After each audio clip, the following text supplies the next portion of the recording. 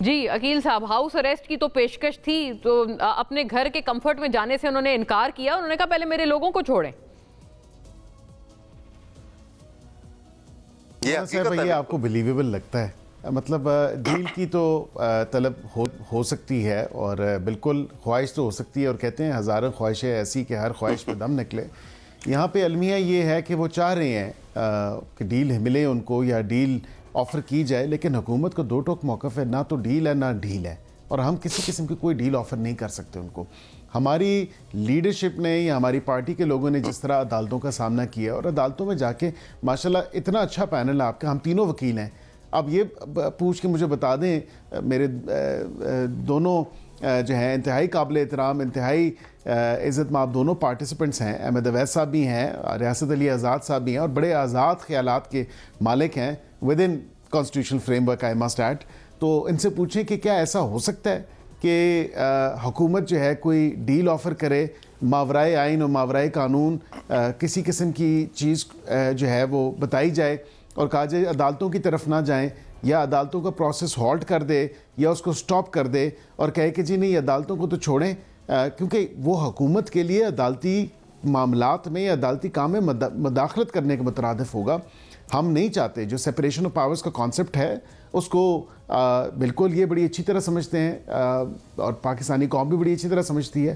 ہم کیوں کسی کے کام میں مداخلت کریں؟ نہیں تو ریاست صاحب تو کہہ رہے ہیں آپ تو جس کی لاٹھی اس کی بھینس والی پالیسی پہ گامزن ہے. آپ نے کلیریکل سٹیٹس کر دیا ہے ملک میں سارے ججز کا. عدالتوں میں دونوں نے معزز مہمانوں نے آپ کے اوپر یہ ایلیگیشن لگائی ہے. آپ یہ دیکھیں یہ تو تب ہوتا نا جب ایک فیئر سکوئر عدالت ہوتی جیسے پہلے تھی، انڈیپینڈنس آف جوڈیشری کا پرنسپل انٹیکٹ ہوتا. مجھے بتائیں کیا انہی عدالتوں نے عمران خان کو ریلیف نہیں دیا نا؟ اتنے کیسز میں دیا اور تھوک کے حساب سے دیا.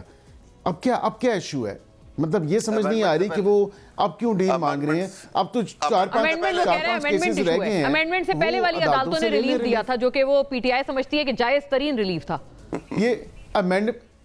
میں بسادہ احترام اور معذرت کے ساتھ یہ امینڈمنٹ جو ہوئی ہے، امینڈمنٹ کے بعد تو یہ جج نہیں لگے نا، یہ ججز they were already part of the Supreme Court.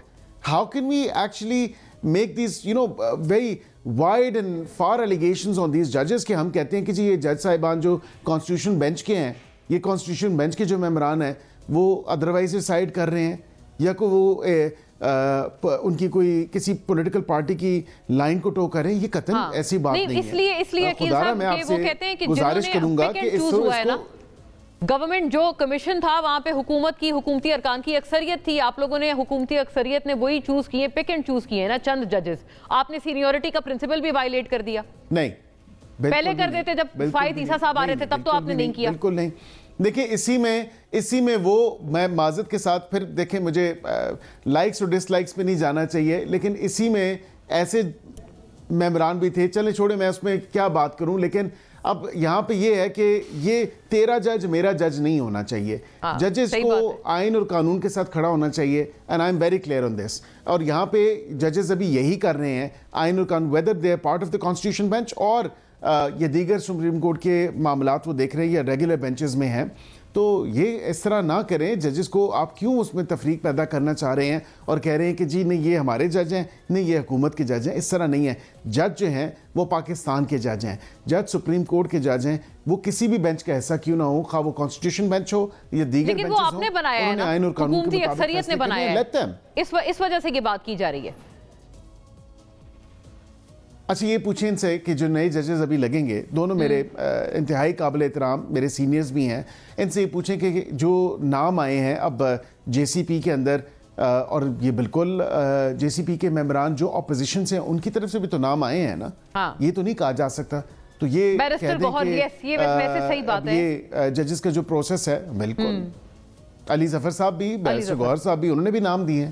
ہاں اچھا، ان کے ناموں پہ خاصی نالا ہے، مطلب پی ٹی آئی والے خوش نہیں تھے جو نام ان کی طرف سے پیشکش ان کی تھی. آپ لوگوں نے کیا ان کو کوئی آفر کی ہے کچھ؟ کیا بیرسٹر صاحب، عقیل صاحب، how come there offering names as such جو کہ پی ٹی آئی کو نہیں سمجھ آ رہے لیکن آپ لوگوں کے ساتھ مماثلت یا لائک مائنڈڈنس زیادہ رکھتے ہیں؟